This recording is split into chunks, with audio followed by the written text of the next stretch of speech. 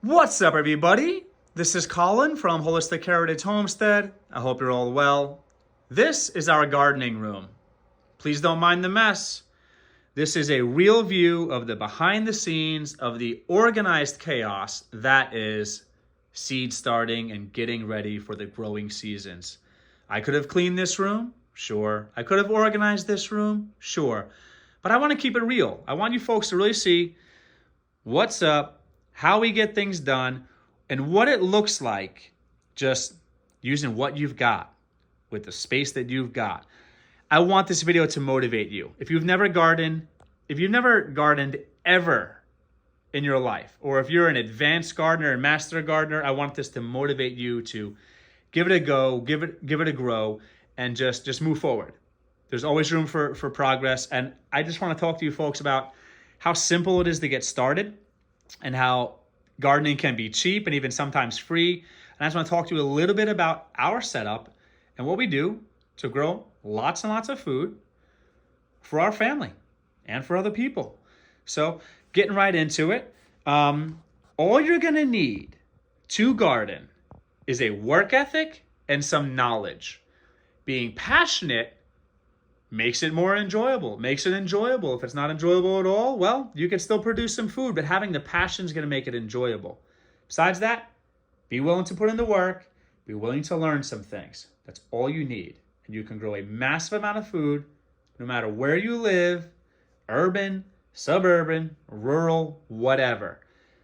Everything in this video is container gardening, and also our seed starts, many of which will end up in raised beds, planters, in-ground growing, in our food forest. A lot of these plants are going to end up different places, but we will always grow in containers. No matter all the ways we grow, we're always going to grow in containers because there's benefits to growing in containers. I believe in growing as many ways as possible because you should diversify your growfolio. That's right. Not your portfolio, your growfolio. Grow as many ways as possible, grow as many things as possible. All right. So containers. Containers are things that you can acquire over a period of time. You don't have to go out and spend a lot of money. You don't. A lot of these containers I got for free. Some of them in the garbage, okay? And most of them I bought at the dollar store, maybe Costco, random places, a little bit at a time. You don't need a massive amount. Just get started. I understand, folks, a lot of people around the world, especially in America, are struggling financially right now, and it might seem daunting to take on a new hobby. Okay, this is an investment and a hobby because you can make money gardening. You could save money and therefore make money gardening, and you could also sell stuff. That's actually making money. The containers, buy them over time. You could also make your own containers, 5-gallon buckets. Make sure they're food grade, whatever you're growing in. Make sure that they're not going to leach any toxins or have any chemicals in your food. That's kind of obvious, I assume. But yeah, whatever. If something comes in food, well, you could probably grow food in it. If you think of 5-gallon buckets that are food grade buckets, go for it. All right. These containers, for example, these little black containers, we got these $1 a piece back in New York. I think there was a clearance, or I think actually a store was closing. $1 a piece. These are great for putting in this container, for example. This is a mixture of, for us, it's seed starting and potting soil. Okay. This is where we can put some stuff in to fill up our seed cells, our starter trays, and also our transplant pots or for up potting. Okay, real simple. I also use these to grow directly in. Okay, you could use these for microgreens, a large container like this for microgreens. Okay, for me, I'm using this more for holding potting soil, mixing amendments, filling the seed starter trays, filling the smaller pots, things like that. And I also use them as of late, I believe, as something to just start some seeds. It's just as easy, and maybe even easier to put some seeds in this than it is to divide it by the cells. I could always thin, I could always separate, whatever. Besides that, they're really, really great for holding seed cells. your starter trays. Really, really great. Okay. So you'll need for your containers, your starter, your seed cell trays, some other containers, and slash or rather. So your seed starting trays and slash or other containers that grow seeds. And you can grow seeds in, try to germinate seeds in any container, whatever you got. And then I recommend having at least 1 or 2 in-betweens your initial seeds you plant and your larger containers like these, for example. Okay. For me, for us, boom, these little 4-inch, maybe 3.5, 4-inch pots. These are great. Just bought some of these, and the prices of things have gone up over the last few years for sure. But I just bought, I think, 120 of them for, I want to say, between 13 and 15 bucks. Great investment. We'll have them hopefully forever, or until they break sometimes.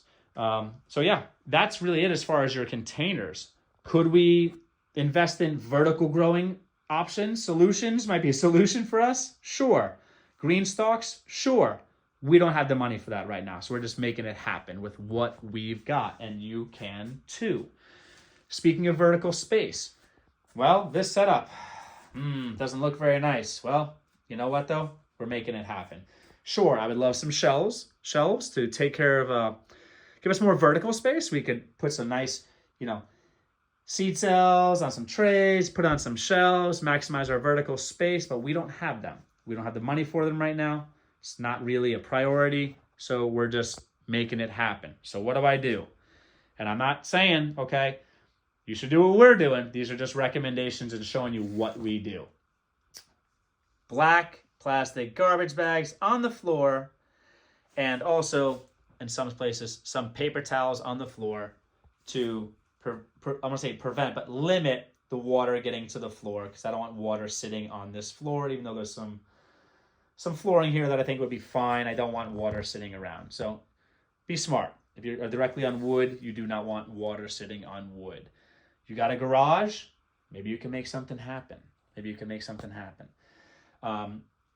Yeah, and all of this stuff here, a lot of this is just stuff getting started for the season. The citrus, the 4 with the Meyer lemons and the key limes over there, those are things we've overwintered. The Claytonia, please check out our previous videos. I posted one recently, which was an update. This self-seeded, this is, I think, at least a year old. All right. And then besides that, everything here is just stuff we're getting started. We're going to plant hundreds, probably thousands more seeds. This is really just the beginning. As far as potting soil goes, most of it or all of it is dollar store potting soil, cheap potting soil. People might say, oh, well, that might not be nutrient dense. It's low quality. I'll make the quality. I'm going to make the quality by inoculating it with high quality free compost. If it's free, it's for me. Free compost. I'm going to stretch this potting soil and not use as much as other people, because I'm going to be adding the free resources of leaves that I'm going to crunch up, okay? Sticks, twigs, whatever you want to call them, okay? Whatever. Pieces of bark, organic matter, I'm going to crumble that up. Thinnings, when people they thin their plants and they take the plants and they pick them out and they just, whatever, throw them in the garbage, which is sad. Feed them to your livestock if you've got them. If not, compost them, whatever. But if not, leave them in your potting soil. It's organic matter. It'll break down over time. I've added some rabbit manure to some of these containers, and that's great. For us, that's essentially free. Depends on how you look at it. You might be able to get your hands on that. You could add limited amounts of coffee grounds if you want to, just be careful with the acidity, the pH change. That, in my opinion, doesn't happen unless you use a lot of it, but a lot is a subjective thing to say. But yeah, you could get really creative with that. You could use hugelkultur method in your containers. If you folks are not familiar with the hugelkultur method, I am absolutely going to be posting a video or videos as soon as it warms up outside, because I want to show you a hugelkultur mound that we will be building. Essentially, you want to just put a bunch of large carbon organic matter in the bottom of your containers. Obviously, you want to have drainage holes. Some rocks are free. Drainage holes, all you need is a drill. A lot of these containers do not come with the holes already there. You have to drill them out. Some of them, they give you places on some of them to drill them out, but whatever. You don't have a drill, borrow your neighbors. Figure it out. And yeah, just put some rocks on the bottom to help with drainage after you drill your holes. And then the bottom, just fill it with sticks. Fill it with sticks. Fill it with leaves. In these containers, you could fill these containers halfway or more with free stuff, and less than half of that could be your potting soil on top. Absolutely. Absolutely. And again, your potting soil is something you could also cut with other things, like other free resources like leaves and whatever else. So you do not need a lot of money, folks. You don't. You really don't. This potting soil, yeah, the nutrients will be depleted, but it's also going to season. It's also going to, when it's watered, I'm giving the microbiology chance to multiply. Whatever I add to this, okay, I'm adding nutrition as well. And this could actually get better over time. And I know that might sound crazy when you think of potting soil. It's going to deplete. It's whatever. It really just depends on what you do. Take a handful of compost, throw some water with some compost in your potting soil. You've just inoculated it. It's really that simple. And a lot of the stuff you'll actually see will push up mushrooms, will push up fungi, which break down that woody material, because a lot of the cheap stuff is just a bunch of wood mulch. And that'll break it down. That's adding nutrition. That's making nutrients bioavailable.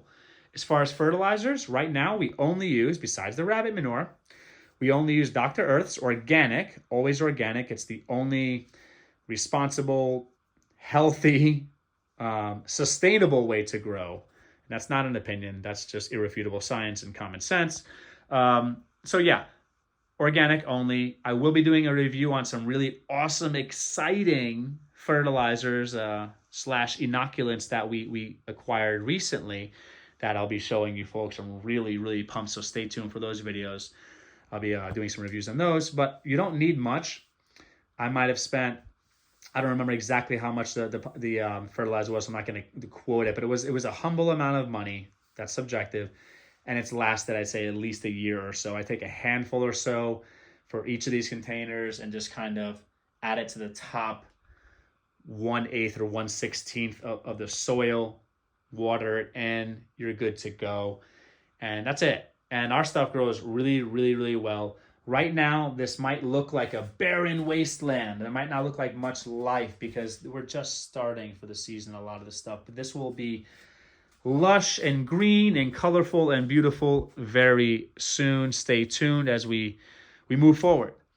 As far as tools, you don't need many tools. Get some scissors. That's all you need. I will show you one thing that we did acquire. We bought this. I think it's called like a jelly cabinet. I could ask my awesome designer wife what it is. We bought this back in New York. I love it. I think my wife likes it. Maybe she loves it too. It was not meant to be a gardening room thing. It serves a purpose here. It ended up here, so we use it. So if you have some storage, whatever it is, here are some things you might want to keep in your storage or around your storage. This is the reality. This is what it looks like. Again, this is as is, folks. Some scissors, some shears, some dollar store probably, twine. Use this for trellising and tying plants up, okay? Real simple. Basket for harvesting, holding stuff, whatever. Seed catalog. Please check out my previous video. The struggle is real. Gardeners understand. If you wanna laugh and add some humor to your day, hopefully you folks will get a kick out of that one. And here, miscellaneous things. I save empty seed packages because there's like a library. There's lots of great information on them. Sure, I could Google it, but I don't want to print everything up. I've already got this printed with beautiful pictures and specific information that I think is great. It's great to have. I'm going to post a video about the importance of saving these in the near future too. So many videos coming out for you folks. I got content for years ready, lined up for you folks. Rubber bands, I could use those to organize our plant labels. So if I want to maybe organize our plant labels alphabetically, I could just wrap them with a rubber band. Boom, there you go. Like that, nice and easy, okay? Miscellaneous things. There's some grow lights there. And also, for some reason, some heat lamps, which is for our chickens, but whatever. That's where they are. Yeah, and just some stuff for our grow lights, and then also our fertilizer. Okay, there you go. That's it. All right. That's all you need. You don't really need much. The fertilizer, you don't even really need that. That's just nice to have. Okay, and also this rosemary is some stuff that we had This is a year or two old. And I don't know if I mentioned, but the parsley that's been harvested multiple times, that's like a year or so old. You don't need much. You really, really don't. And I just want to encourage you folks to give it a go, give it a grow. And if you folks want to help us out and help us with some funds so we could upgrade our situation, so we can continue to produce more and bless, so we could bless our family, so I can bless our family, I can bless myself, and we can bless other people and people in our community with food and seeds and whatever, feel free to just give us a donation. There is a Buy Me a Coffee link on our page. That would be super appreciated. Who knows, maybe we can get some shelves and really do this like we should, all right? But we're just really just excited, and nothing's gonna hold us back. And I want you folks to know that you're not limited. The grow lights we have, super cheap. They're like single bulb General Electric grow lights. I think I might have mentioned that they were 20 to 25 bucks when I bought them. Who knows, they could be like 80 bucks now. Could be exaggerating, but who knows? Yeah, just go for it. Just go for it and upgrade over time. You can get the cool stuff. You don't have to buy trellises. These are sticks that I ripped off of a tree right in front of our deck. Just conveniently right where we grow some stuff. They have irregular shapes, fork-like shapes, whatever. They're excellent for just trellising tomatoes. Here I've got some working their way up there. Some sugar snap peas there. Sugar snap peas growing. Yeah, sticks. Don't buy trellises. Sticks and $1 dollar store, twine. Food grade twine is cool, like butcher twine. That's a good thing to think of. Things that are safe for food, they should be safe for your plants. Yeah, and that's it. And I hope this was valuable. If you folks got value out of this, again, feel free. That Buy Me a Coffee link is there. It would be super, super appreciated. Any help does help us. And if you folks bless us, we could bless our family, we could bless others. Subscribe if you haven't. Like, hit the comment section below. Let's motivate one another. I think homesteading community and prepping community here on YouTube are the best communities. And there is some crossover in those communities. You're just talking about supportive, kind, knowledgeable people. So let's help each other out. If you've never gardened before in your life and this video is going to push you over the edge and you feel like you're going to go for it, let me know in the comments below. That would make me unbelievably happy. If you've been gardening, but this just, whatever, you got one idea from this video, you learned one thing, or it just turned your dwindling spark or whatever into a flame again for gardening, and this just motivated you, let me know in the comments below. That would make me super happy. Get after it, folks. You can do it. Take care.